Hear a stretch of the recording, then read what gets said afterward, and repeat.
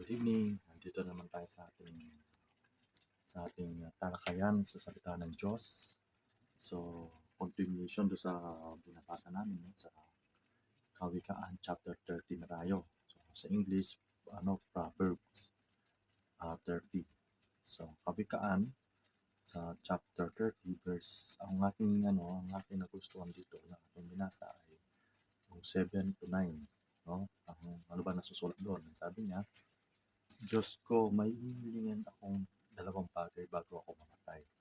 Huwag akong hayaang maging sinungaling. Huwag mo akong payamanin o paghirapin.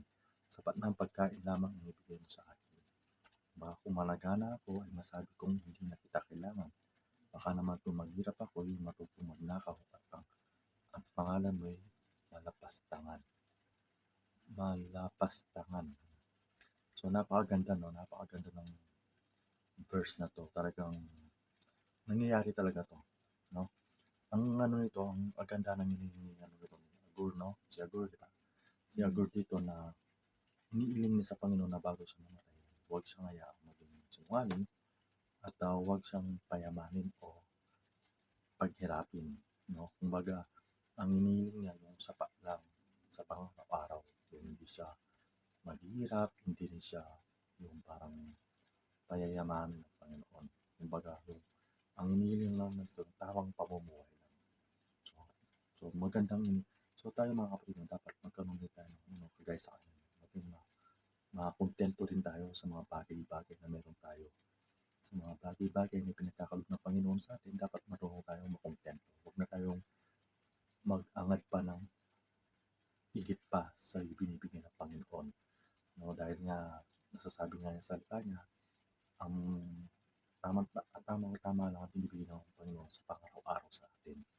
So kung titignan mo yung sabi niya, kung siya'y payayamanin, baka naman sabi niya kung siya'y payayamanin, masabi kong hindi na kita kailangan. Maraming mga ganyan mga tao. Kapag meron na sila ng lahat-lahat, parang hindi na sila marunong tumawag sa Panginoon, hindi na sila marunong umasa sa Panginoon.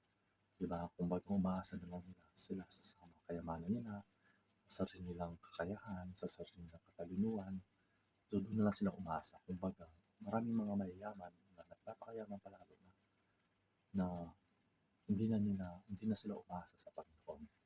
Kaya kung titignan mo, no, hindi nila namamalayan na sa pag-iisip nila na mas lalo pang yumaman, hindi nila alam na nalalayo yung kalooban nila sa Panginoon.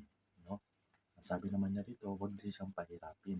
Sabi niya, na baka naman kung maghirap ako, matutong magnakaw.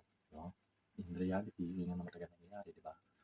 Mga taong talagang kapuspalad o talagang walang-wala talaga, may mga tao talagang natutong gumawa ng mga hindi maganda, magnakaw, mag-snatch, mag-hold up, dahil sa kahirapan.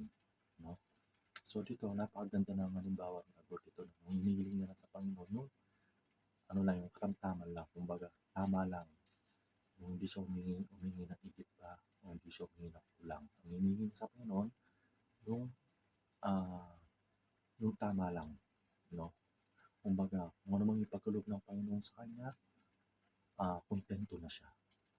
So, ganun din tayo, no? Dapat, kung ano ang pinagkakaloob ng Panginoon sa atin, dapat matuto tayong makontento. Huwag na tayong umiling pa ng masikip pa sa pinagkakaloob ng Panginoon. Dahil, sabi nga, di ba, alam ng Panginoon kung anong pangangailangan mo. Kahit hindi mo pa hinihiling sa Kanya, alam na ng Diyos kung anong kailangan mo sa araw-araw, di ba? Sabi nga, ang mga ibon nga, di ba, hindi naman nagtatrabaho pero pinoprovide ng Panginoon ng kanilang mga pagkain.